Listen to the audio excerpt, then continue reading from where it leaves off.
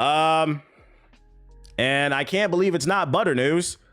New study reveals almost 50% of gamers have considered quitting a video game due to cheaters. Guys, people hate cheaters. I shout out to, who is this? The writer Deshelle Ronaldo for the hard-hitting article. People hate cheaters, because this is not even a gaming thing. We have breaking news. People hate cheaters. Let's see what he has to say in this hard-hitting article. At this point, it's rare to be into multiplayer games and not have some experience playing against cheaters. Whether it's insta-headshotting sniper bots in Team Fortress 2 or the recent aim hacking trend in Battlefield 6 beta, it's something many of us have sadly grown accustomed to. Despite years of us frustratingly dealing with cheaters, every solution has felt more like a short-term answer. Luckily, the company PlaySafe ID has recently made it their mission to fight on the side of both players and developers for the sake of fairness within video games millions of us play every day. But to help us truly fight back against cheaters, it's the first essential for us to understand them. Shout out to Mickle Flake with the $5 super chat. Shout out to you from Georgia. Shout out to Georgia. Sky is blue article. Hashtag ad. Wait, what are you talking about? Did you see the cat VTuber? Yeah, the allegations. I don't want to talk about that shit. I don't want nothing to do with that conversation. The one that got accused of hacking in Battlefield, and then they're trying to, I literally was talking about that the other day. I don't want to talk about that shit because that article turned into not that article, but that topic turned into something else. That person was blatantly cheating, and that conversation turned into something else. And I'm not even dealing with that shit. No, thank you. I don't want no part of that community.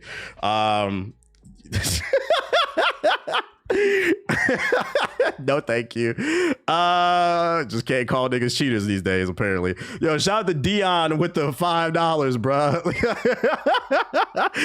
Watching from the gym. Thanks for the motivation. Hate these love handles. Is push it. Is one day at a time, big dog. One day at a time.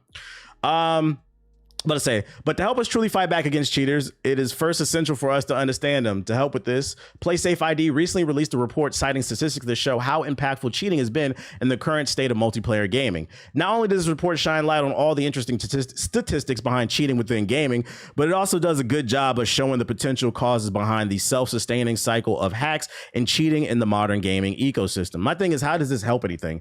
He frames this article as if this is helping. This is just data saying that most people hate cheaters. That doesn't help anything. To begin, the report presents statistics that illustrate the wide reach of cheats in modern day. For instance, they highlight how 80% of gamers have encountered cheats in some form, with around 52% saying they encounter these cheats monthly. That's no surprise. I've literally been scrolling on TikTok and a live stream popped up so many times. It's usually Warzone streams where someone is openly using hacks and they'll be like, yo, link in the description box or link in the bio. They sell it openly on live streams. So like, that's why it's so easily accessible. And that's why so many of us have at least ran into hackers before. Let's see. One of the most shocking statistics, however, is that 42% of gamers have at least considered outright quitting a game due to cheats that plague it. And simply looking at these games, it's not hard to see why. Battlefield 6 multiplayer beta just had its first test run, and not even hours into the test, there were already multiple reports of cheats being used. Additionally, games like the upcoming Black Ops 7 have already stated their intention of using specific anti-cheats once the game launches. So I have a few thoughts about this. First and foremost, there's no way to 100% stop cheating. People are going to do what the fuck they want to do, right? So for me personally, I can't speak for everybody else. Me personally, cheating is not what makes me quit a game. What makes me quit a game is not addressing the cheating. So like he brings up the Battlefield thing is like if it's going to be a big deal. I don't know if it's going to be a big deal in Battlefield because they banned like 300,000 people cheating in the beta, which is crazy. That is a crazy number. But that's good to hear that the game is not out and they already on their ass. My issue with something like Warzone is people be openly live streaming and they just let it happen, bro. Stop the shit. And another good example is XDefiant, right? Because consumers play a role in this stuff too. People try to act like because they like something, they don't see what's going on in the community. Y'all remember when XDefiant came out, I said that game was full of cheaters. I was posting clips. It literally happened to me on stream in 3 different occasions. And people on social media are telling me I'm stupid. I'm just hating. I'm a Call of Duty drone. Nigga, I don't even like Call of Duty. What the fuck are you talking about? I just want the game to be good.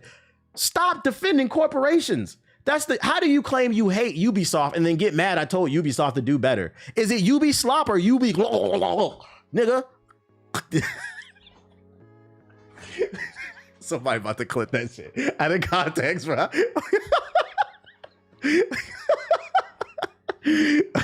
Anyways, Be consistent. What the fuck y'all talking about? That's what I'm saying. Be consistent on this shit, bro. Another striking statistic reveals that almost 80% of players believe cheaters' repercussions should extend beyond in-game bans, encompassing multiple online platforms to ensure cheaters are penalized across multiple game spaces. So what do you like? What are they suggesting, and how do you even enforce that?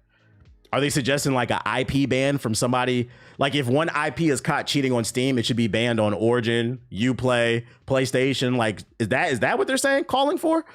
I don't know if I agree with that, because the problem with that is, what happens if somebody's living in the same house as somebody? Like, we know PS4 niggas have at least 5 to 6 roommates, or they live with their mama. Their roommates are probably their siblings, right? So what happens if the PS4 nigga is cheating in Warzone, but then he's got little brothers and sisters and cousins that he lives with that are playing the game, and they're not like that? They may be in a completely different room with a PS5 or an Xbox. So I don't know if I agree with the IP bans. Or what happens if a dad, you know, who's washed up, who was a Halo pro back in the day, he has 3 kids now and a wife and a dog. You know, he's burnt out, but every once in a while he gets on the game and he gets frustrated because he doesn't have it anymore. He was damn near in the SOAR. He was damn near in the FaZe clan, the Optic clan back in the day. And he wants to relive the glory days, and he joins the dark side. He becomes Anakin. What happens when he downloads hacks? He starts fucking wall hacking, right?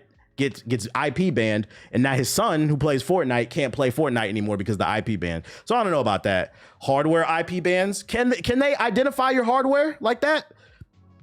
If that's possible, then I guess that's cool. I guess the only issue with that is like, what is that a security issue?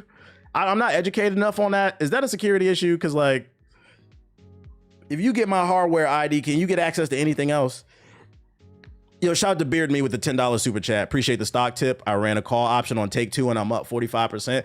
First of all, nigga, I didn't give you no fucking financial advice, but shout out to you getting money. Oh, my bad. Wrong button. Next year is the real year when GTA 6 come out, but I ain't say nothing about you bought that on your own. I do not give financial advice.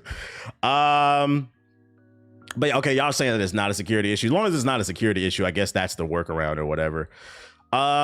This indicates that players are likely growing increasingly frustrated with cheaters across multiple games. Not only a majority of gamers frustrated with cheating, but they believe the current state of repercussions isn't going far enough. After all, most cheaters can simply make another account and continue. Yeah, so, self-fulfilling prophecy. The part of the report that I find most interesting is that 62% of gamers have felt at least tempted to try out cheating for themselves, with 25% feeling this temptation quite often.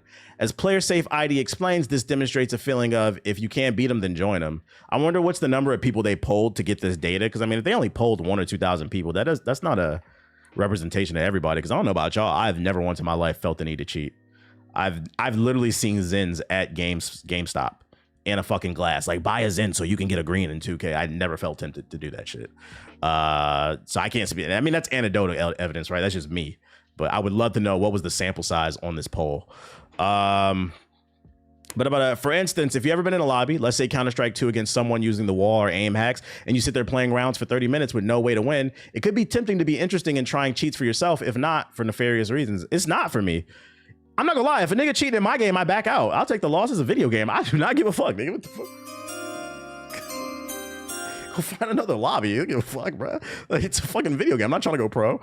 So with more and more people being exposed to cheats, you can expect more people to try to find them out themselves. As long as cheating remains available, it's forever being self-sustaining, highlighting player self-ID's purpose to stamp out fire before spreading even further. And the truth is, stamping out cheating is entirely profitable for game publishers as well. According to the report, 55% of gamers are reluctant to buy into microtransactions if cheaters are present. Hey, EA. I appreciate the super chat, twin. You see that? Y'all like making money. Get on it. 2K, get on it. I thought y'all niggas like money. Y'all better start banning these people, bruh. Fucking Warzone. You could be making more money.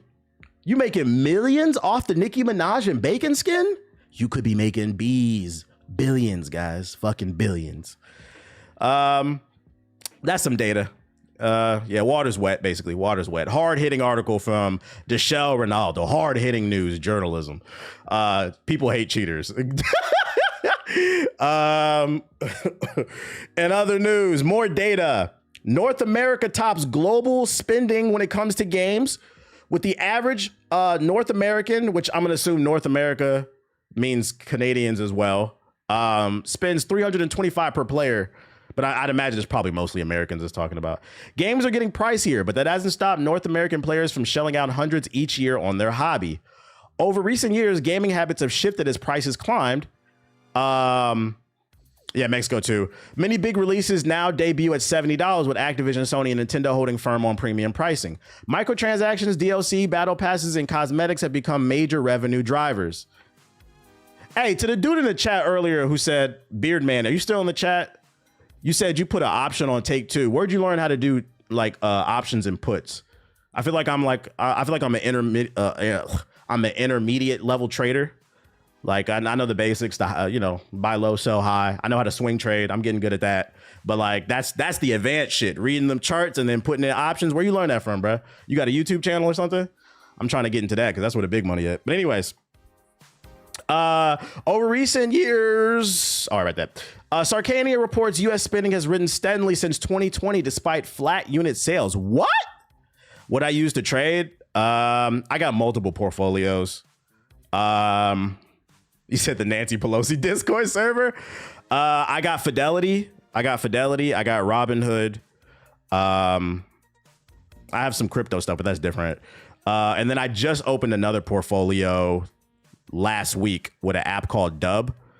Basically, it allows you to copy people's portfolios automatically. So basically, you set up an account, and then there's a bunch of people you can follow. So like on Dub, I just put $500 in there, see how it does. I copy Nancy Pelosi and then a few other politicians. And anytime they buy or sell, it automatically does it for you. You just put some money in, basically. I said, I'm going to try it out for a year, see how it worked, bro. He said, I'm learning right now. I'm just journaling all my type shit, trying to get better. Just W plug. The name of the app is Dub. Just know if you want to get into investing and you want to try Dub out, there is a fee. It's $80 for a year. So you have to pay $80 up front, but it's like a social media type of thing, but you go on there and you can literally look at people's portfolios. It shows you how much money they're making.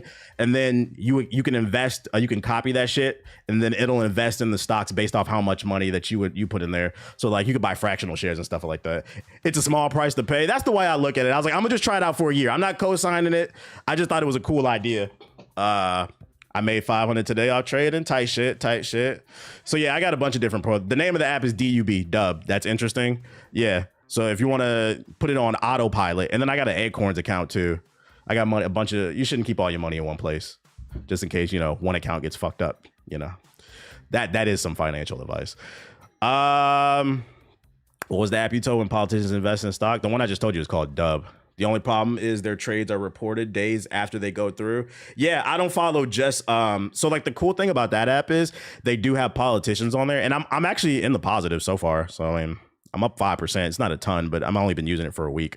The cool thing about it is it's not just politicians, it's celebrities on there as well as just general like pro traders. So like you can actually if you want to make some money, if you want to put you on the game, because I see some traders in the chat. If you make an account with Dub, you can actually make a portfolio and then you can become a content creator on there basically, and people can copy you and you can make money off of it. So like I follow some other people. Like I'm following this one dude, his page is called Tech to Watch. You can literally look at their portfolio. He's up 300% in the last year, and he'll explain like how long they've been investing, what they invest in. Like just read, guys, fucking read. It's not just politicians on there. Laugh my ass off, got Dub downloaded. I've been copying Pelosi. She crazy with it. Not financial advice, but y'all know I don't gatekeep. I like people making money, but just know there is a fee with that one. The name of the app is Dub, D-U-B. Here, I'll show it on stream. Not financial advice. Any money you spend is at your own risk. This one right here. This is what it looks like, the logo. I found this out from my Instagram ad. I was like, oh, this is a cool idea. I'll try it out. Fuck it. I just put a little bit of money in there and see what happens. Anyways, back to what I was talking about. That's what they should be using ChatGPT instead and proposing to it. Tight shit. Back to this data. Digital stores and subscriptions like the... Oh, wait, no, hold on. Because I had a point to make. Hold on. I had a point to make. Yeah, trade responsibly. Real shit. Sarkana reports U.S. spending has risen steadily since 2020, which is very interesting, right? Because let's go back to this one. I got to save to pull up and get you fraud ass niggas. For those who don't know, 60% of playtime in 2023 went to 6-year-old or older games, new data suggests.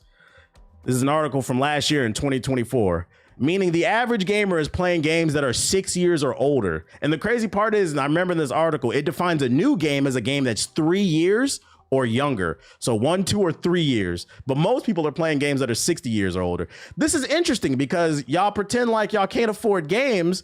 That's why you're playing all these older games. But if we combine this data, 60% of gamers are playing old games, 6 years or older, with this data that the spending in the United States has gone up since 2020, one could make an educated assumption that yes, the average gamer is not buying more new games, but this argument that you can't afford a PS5 or a PC is fraudulent because you guys are spending more. It's just what I think you're spending more on and you don't realize, or you do and you don't give a fuck, is microtransactions. That's how you interpret the data, ladies and gentlemen. If I combine these two articles, I think what that suggests is you do have money, but you're spending a lot on fucking 2K builds, Madden Mutt cards, FIFA coins, and then you're going broke and you realize you don't have any money to spend anything on anything else, whether it's food or different games, clothes, travel, whatever. And this is why I always preach on this fucking stream, be responsible. Look at your finances. Real shit. When is the last time you looked at your Steam account and looked at your purchases, your PlayStation account and looked at your purchases, your Xboxes and looked at your purchases? When the last time you did that shit? Me personally, I look at it all the time. I have to, because everything I buy is a tax write-off. Oh wait, that's the wrong button.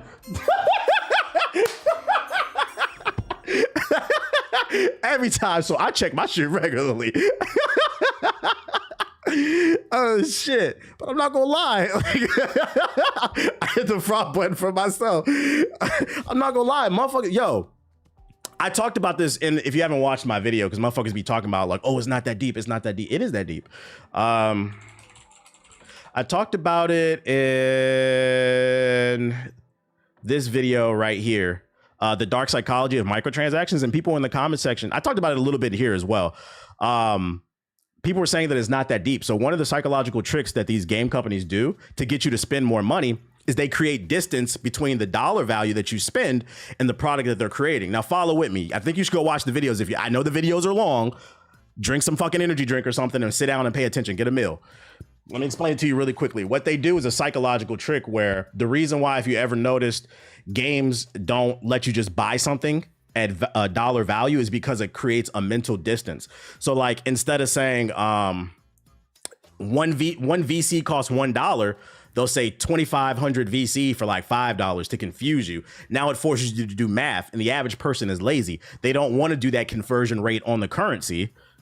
So then they just end up buying the shit. And then what happens is you repeat that cycle over and over where you don't do the math and figure out what you're actually spending, and you end up spending more money than you actually want to. This is why I said, when's the last time you guys checked your receipts? They got you spending double for less because you're not converting the currency. That's why I think personally they should pass a law that states, hey, 1 V-buck equals $1. So people are not fucking confused. Or just put the damn dollar amount on there. Put the euro amount on there. Whatever currency it is. That's what I think it is. Yeah, sports betting be getting them too with it. Well, yeah, that's the funny thing about it, Monty. And I talked about it in my videos. Is I'm going to make more videos about this because I'm going to start drilling this down people's fucking throats. They are borrowing techniques and psychology from gambling. It comes from casinos. And people be like, no, it's not. It is that deep. It is that deep. The house always wins when it comes to microtransactions. So bringing it back to the data, I'm going to have to call bullshit when people say they can't afford games, because it says that spending is higher than ever, even though the dollar is lower than ever. The value of a dollar is just, I don't think you guys are spending it on meaningful things. You're spending it on fucking bacon skins and Nicki Minaj and Teenage Mutant Ninja Turtle skins, bruh. Same psychology as making prices $9.99 instead of $10 type shit.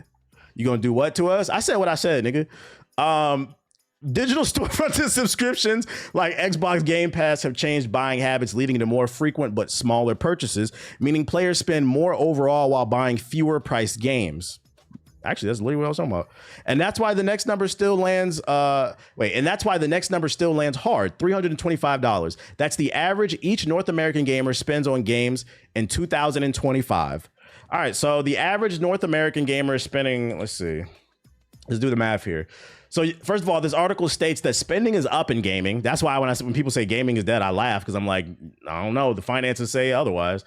But if we take 325 and then we divide it by the average price of a video game, that is 4.5 game. You could afford 4.5 good games a year with that type of money, but instead people are spending it on microtransactions. And let me put y'all on the game too, right?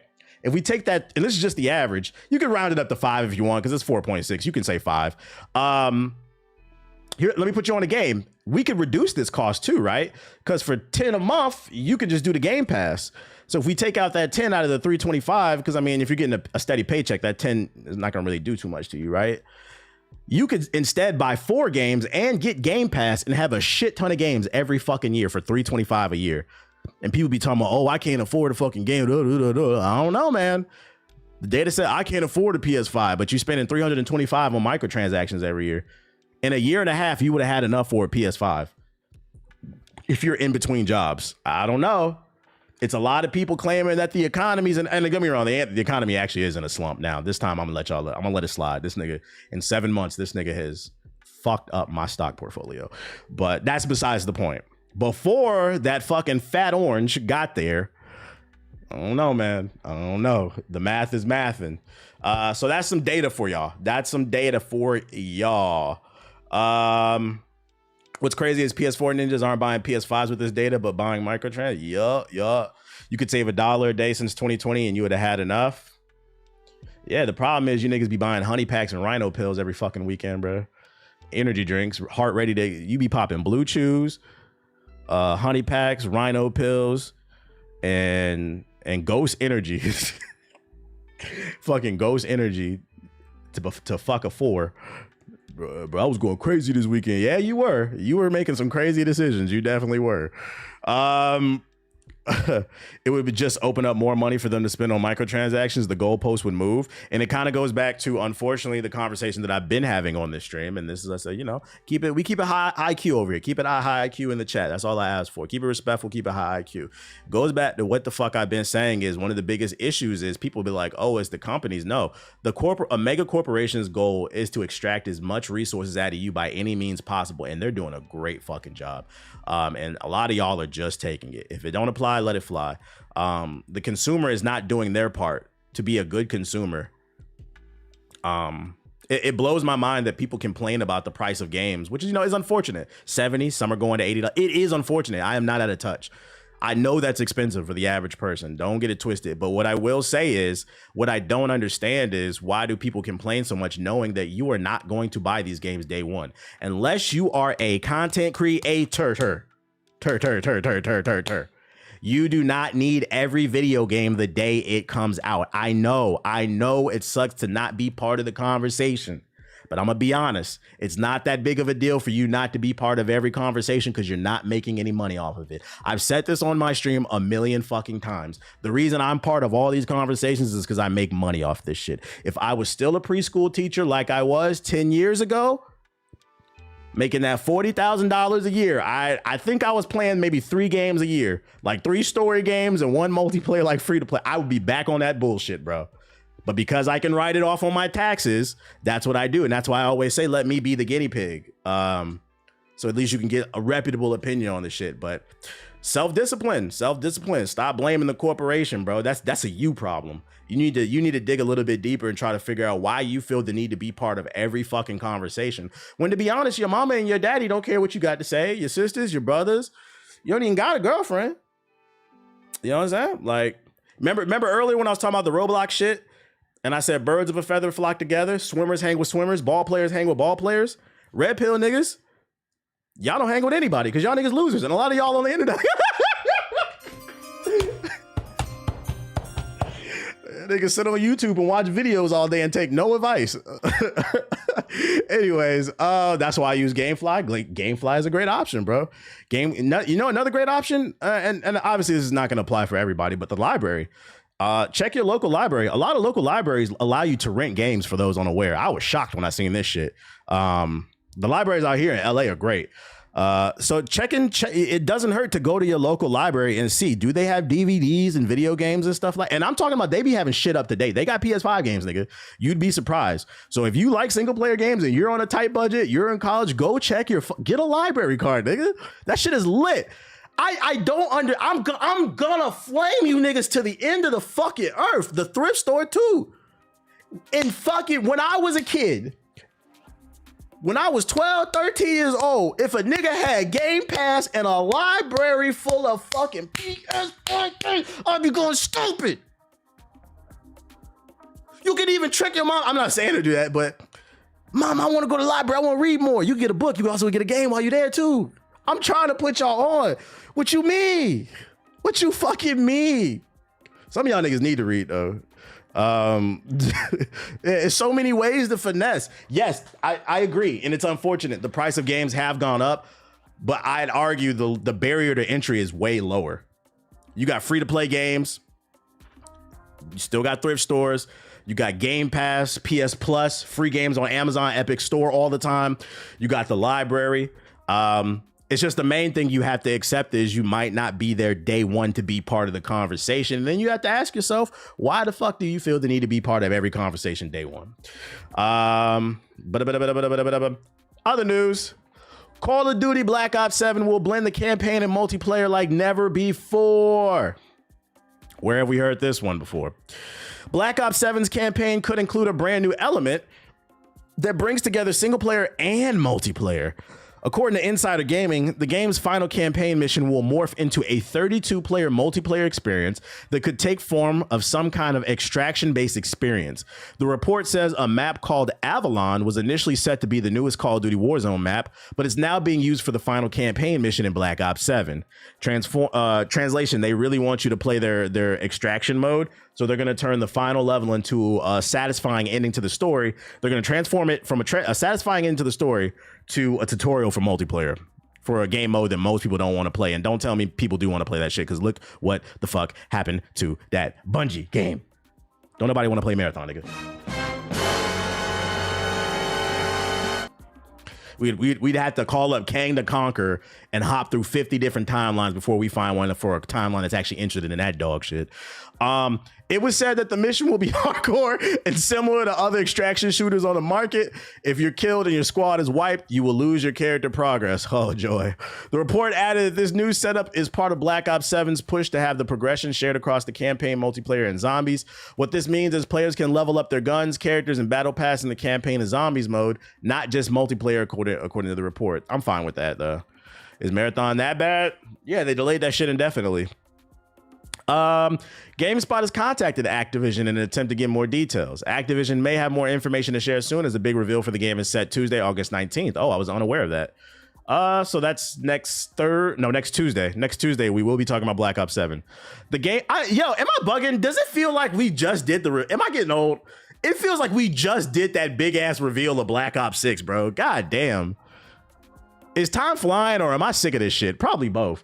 The game is set in the year 2035 and aims to be the most mind-bending Black Ops game yet. Black Ops 7 is also notable because this is the first time Activision is releasing Black Ops games in back-to-back years.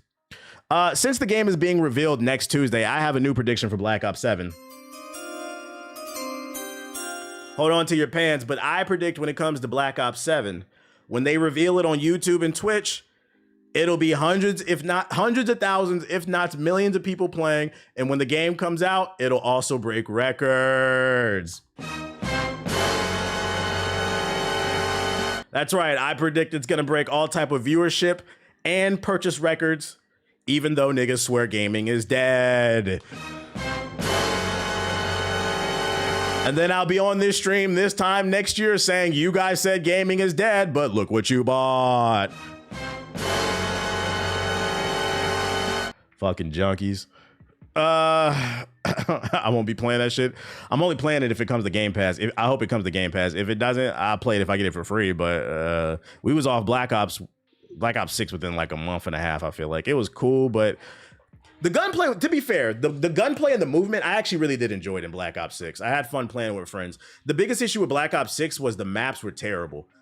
Like that, what was it, Red Card, the soccer map? Oh my God. That's one of the worst fucking maps, bruh, that I've ever played in the game. If the maps were good, I think it could have lasted 3 to 6 months, but like they were fucking horrible, dude. But as long as it's on Game Pass, I'm not gonna bitch too much because I pay for Game Pass, so I mean I'm getting it for free, I guess. I swear that fraud alert sounds like something straight out of the 90s.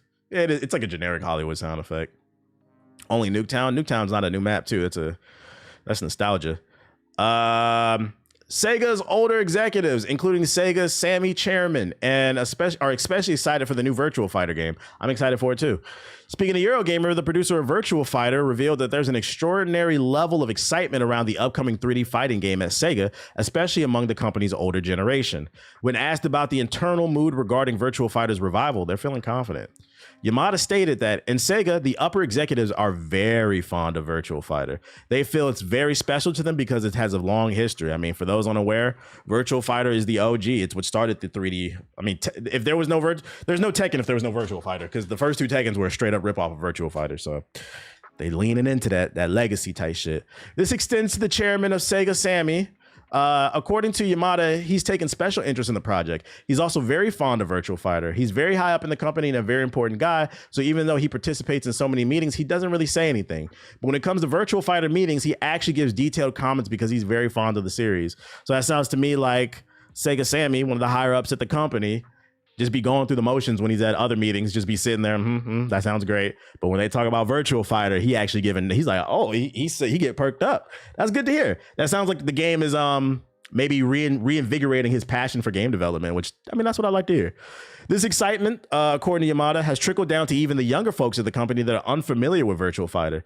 There are a lot of people in upper management who are really looking forward to this. Thanks to this hype from the upper management people, the younger generation who may have not touched or been handling Virtua Fighter before, a lot of them are very interested in being involved with the new project. I feel with Sega's history, Virtua Fighter holds a very special place in every developer's heart. If you didn't see the gameplay, what they showed, the little tech demo, it looked cool. Oh, is this different gameplay? Ready, I don't think I've seen this. Hold up. I don't think I've seen this. Let's go higher than 1080p. I've never seen this. I thought this was some other shit.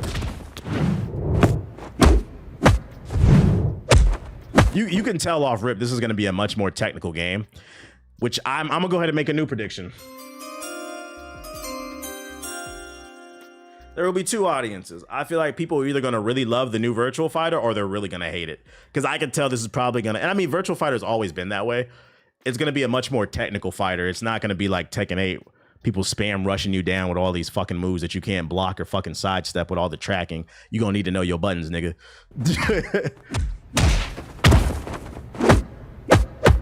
And one thing I know is people like to say they like skill. Most people don't like skill. Hell, even the good players don't like skill in games. You know how I know? Because them niggas sit on the internet and bitch about skill-based matchmaking. That's right, ladies and gentlemen. That's right. I said it. For the most part, skill-based matchmaking is good for you and me. If you are a below average, average, or above average player, skill-based matchmaking is fucking great. The only people who bitch about it are the people in the top 5 to 1%.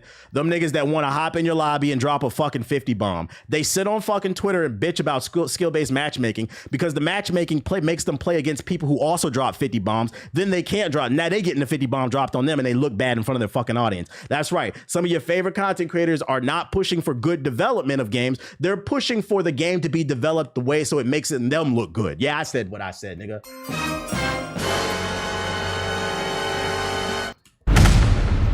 Yeah, they complaining about getting a fair competition.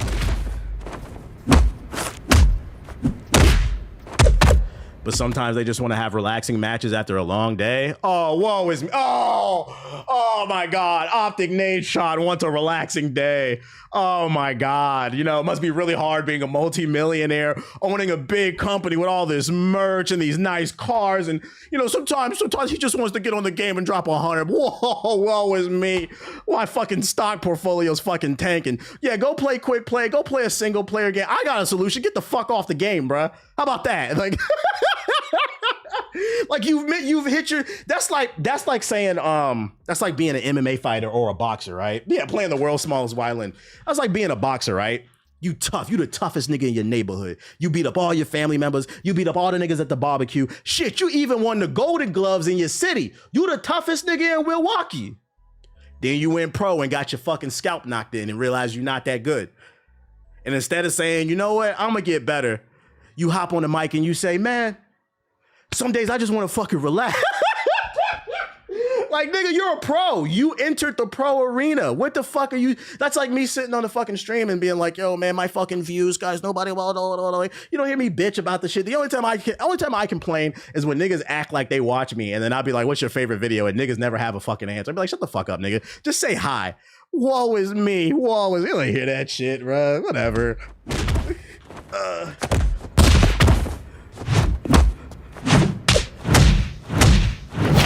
Item hits it. Yo, the visuals are crazy.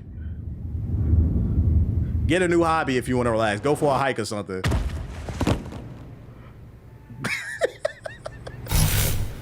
That KO scene mean. These visuals look crazy. I ain't gonna hold you. This look like it might stress PCs out a little bit. They said this shit crossplay. Oh, Tokyo Game Show. They're showing more. When's the Tokyo Game Show? Tokyo Game Show 2025. No. It's in September.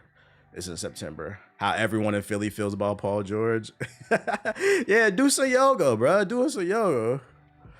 Like, even when it comes to being pro, there's levels to this shit, bro. There's levels to this shit. Y'all see our own bitch, bro. Marvel Rivals. I got to Diamond 1. I was real close to what's the next level? Grandmaster. I could hit it. I knew I could hit it if I sat on the game all day, but I didn't want to stress myself out. That's like me sitting on a stream being like, oh man, this game is stressing me out so much. The matchmaking is putting me, because by the time I got to Diamond 1, I was getting put in lobbies with Grandmasters. They keep putting me in the lobby with fucking Grandmasters, bro. It's just not fair. Like, bro. Like, instead I take accountability and I say, I'm not gonna deal with it. I don't feel like it anymore. I don't feel like it. It's not that deep. It's a fucking video game, bro. I don't care. You don't see Shroud complaining? I ain't never seen Shroud complain. Real shit. I ain't never seen him complain, man. A lot of y'all don't realize some of your favorite content creators are fucking up your favorite multiplayer games, bro. I feel like after the failure of X Defiant, all niggas who complain about skill-based matchmaking need to shut the fuck up forever. We tried it your way. Remove it. We did. How did that go? And that shit was free to play. I don't want to hear it. Y'all didn't even have to pay for it. You niggas still said, no. That's because those niggas be smoking everyone. Yeah, you just want to look good. They want to go back to the days of YouTube when I first started YouTube. Y'all remember the days when people was doing commentaries and dual commentaries? What's up, guys? Wings of Redemption here, doing a dual commentary with Woody's gamer tag. Got a nice little 40 bomb here on this map. And today I wanted to talk about why black people get arrested more for, selling weed in comparison to white. They be talking about random shit, bro. In comparison to white people dealing fucking weed. Like, what the fuck does this got to do with a 40 bomb, nigga? What the fuck? Yeah, Mel Wednesdays, Mohab Mondays and shit like that. That's what they want to go back to. That's really what it comes down to. Got a nice little 30 piece here on Black Ops 2. So today I wanted to talk about put options in the stock market. Like, what the fuck, nigga? Can't do that shit no more. I'm not gonna read this article because the headline explains it, but the new Virtua Fighter has no current plans for adding guest characters. That doesn't mean they can't or they won't, especially because Sega has a lot of cool games with fighting characters in it, but their focus right now is not putting wacky kooky guest characters in the game like other fighting games, so I wanted to share that as well. Facts, back then motherfuckers was doing nuke gameplays with ass commentary. Yeah, now you gotta actually try. We not going back to 2010. Last piece of news for these batch of articles. Former PlayStation CEO says Xbox Game Pass and other subscription services turn developers into wage slaves, and it's bad for business. Now before I read this article, I'm gonna go ahead and plant the seed, bruh. I'm gonna go ahead and plant the seed. Cause some of y'all, before you type in the chat, I agree with this. Game Pass is terrible for the fucking gaming industry. Remember, your only goal as a consumer, get off the corporation's dick. Your only concern as a consumer is getting the best deal possible for you. So for $20 a month, you can get hundreds and thousands of awesome games to play. That's great for you. Who gives a fuck what problems Microsoft got? You figure out how to balance the books. before we get any further, I'm planting a seed. Because based off this headline, before you agree it's destroying gaming, I would also like to state, don't you think it would be in the best interest of somebody who worked at PlayStation to besmirch, disparage the competition, Xbox? Just putting it out there. Just putting it out there.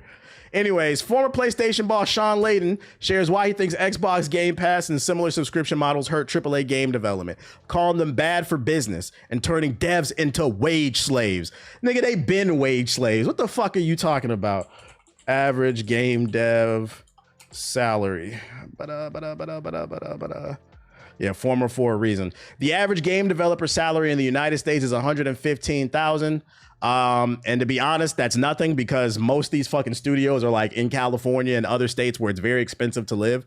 When the CEO of EA is making 30 million. Mind you, they are slaving away all day at these fucking video games. They don't get to see their family. 80-hour weeks. That's not a lot of money. I promise you, that's not a lot of fucking money. Let's see. Speaking to GameIndustry.biz, Layden says he's not a fan of the Netflix of gaming approach when it comes to big budget releases, claiming that putting these games on subscription services from day one is bad for business. Wait, someone in the chat say he works for Tencent now? Really?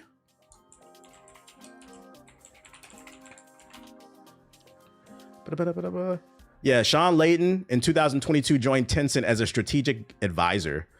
So the guy who works for Tencent, one of the most economically powerful companies in the gaming space, who nickel and dimes the fuck out of every mobile and AAA game, is criticizing somebody, and mind you, he's a strategist on the damn company, is criticizing somebody else's fucking business practices. Now, this is funny, and I'm glad, shout out to the chat. We keeping the conversation high IQ, because this perfectly correlates with what I said earlier. What did I say earlier? The only thing you should be worried about as a consumer is getting the best deal for your fucking self, bruh. This clown ass nigga got the nerve to get on the internet and talk about I don't think it's good for the business. Well, I don't think nickel and diming people and working for the company that's most prevalent does it. I don't think your business model is any better. So I said, I think as somebody who's directly worked for a competitor, he has a good incentive to put down Xbox. Competition is good. I'm not a big supporter of the Netflix of gaming idea, says Layden. I think it's a danger. The problem with gaming is all we have is as at launch. That's it. No one wants to pay money to come into the studio and watch people code, he said, pointing it out. And unlike music artists who can tour or sell merchandise, game developers have no extra revenue streams once a game ships. I mean, look what happened to music. In the popular mind, music costs nothing. Music should be free. Spotify is that? It's $15 a month or something, but virtually no one buys music anymore. I buy vinyls. Actually, vinyl sales are actually up. As well, I read CD sales are actually up. This is bullshit. What this comes down to is that he's upset. He doesn't like it because you can't exploit the Game Pass type system. The only way you can exploit a subscription service is continue to raise the price every year. But this sounds to me like he's upset that they can't microtransaction you to death, which actually checks out because we just found out he works for Tencent now. I did not know that he left Sony to work for Tencent.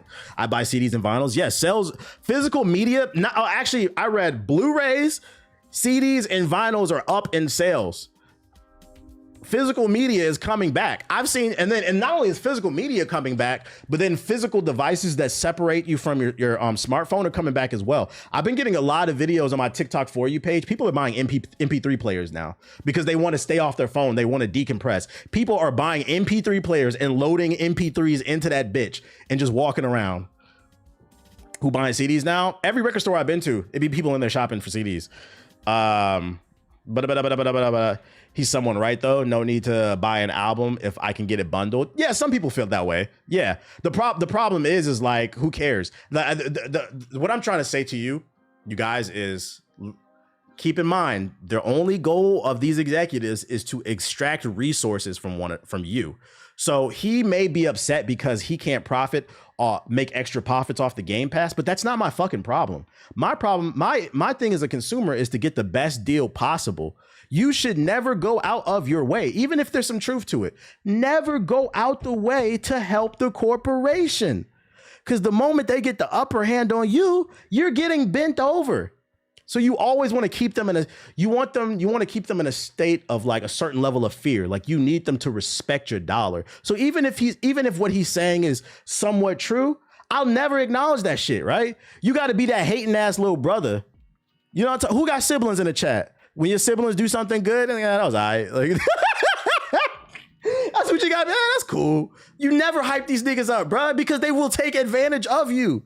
And then when they start taking advantage of you, they rub it in your face. Because fucking now you got the EA CEO out here talking about, oh, the reason we put out fucking, what was it? The last BioWare joint, the last Dragon Age in the state that it was in is because RPG nerds are people who sleep in fucking caves and sit in the dark all day. They're fucking losers. They're gonna buy it anyway. This is the way they're talking about us, bruh.